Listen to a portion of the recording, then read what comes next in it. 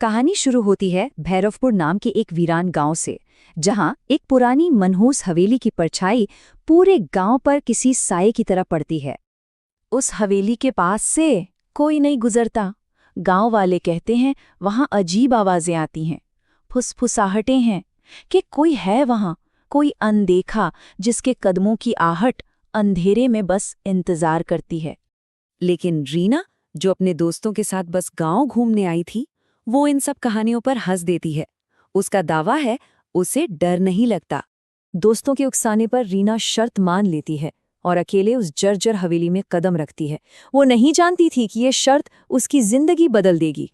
और फिर अचानक वो वहीं जम जाती है।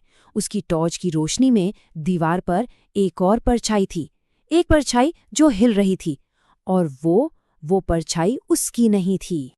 उसकी कांपती हुई आवाज खामोशी में खो जाती है, लेकिन फिर वो खामोशी टूटती है। धीमे, बहुत धीमे कदमों की एक आहट जो लगातार उसके करीब आ रही थी।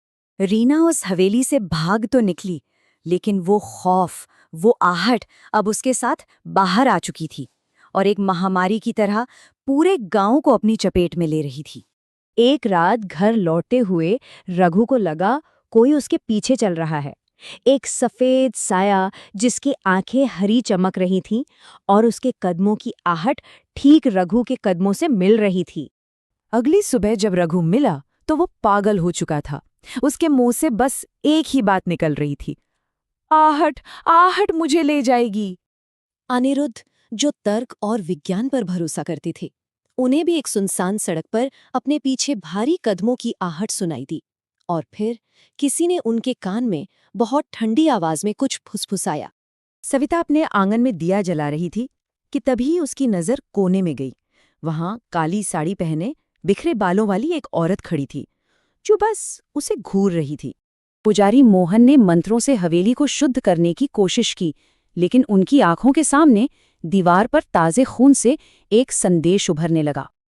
अब ये कोई गांव की कहानी नहीं थी, ये एक खुली धमकी थी। इस अंधविश्वास की जांच करने के लिए भेजे गए डीसीपी अरविंद जैसे ही हवेली में दाखिल हुए, उन्होंने अपने कंधे पर एक बर्फीला हाथ महसूस किया। एक अनदेखी आवाज अरविंद को तहखाने की तरफ खींच रही थी और रीना, जो अब डर से ज्यादा जवाब चाहती थी, उसने तय कर लिया कि उन्हें उस अंधेरे में उतरना ही होगा।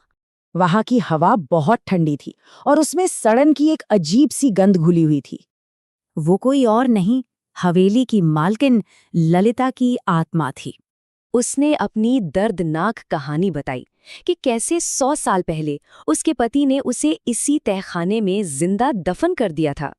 और ये आहट, ये और कुछ नहीं, उसकी कभी न खत्म होने वाली पीड़ा की आवाज है। जैसे ही उसने ये शब्द कहे, तहखाने की दीवारें जोर जोर से कांपने लगीं, छत से मलबा गिरने लगा और वो सब अपनी जान बचाने के लिए ऊपर की ओर भागे। उस रात हवेली को जला दिया गया और कई सालों में पहली बार भैरवपुर के लोगों ने एक शांत रात देखी। ऐसा लगा जैसे डर हमेशा के लिए खत्म हो गया। लेकिन क्या डर वाकई खत्म हुआ था? रहस्य शायद सुलझ गया था, पर खौफ अभी बाकी था। तभी खुली खिड़की से ठंडी हवा का एक झोंका अंदर आता है और उसके टेबल पर जल रही मोमबत्ती बुझ जाती है। घने अंधेरे में कमरे के कोने से धीमे, बहुत धीमे कदमों की वही जानी पहचानी आहट फिर से शुरू होती है। हवेली तो राख हो गई, लेकिन श्राप, वो जिंदा था। अब वो उन सबसे जुड़ चुका था, हमेशा के लिए, जिन्होंने उस पुकार को सुन लिया था। क्योंकि कभी-कभी वो सुनाई देती है और कभी-कभी नहीं, पर वो हमेशा वहीं होती है, इंतजार करती हुई।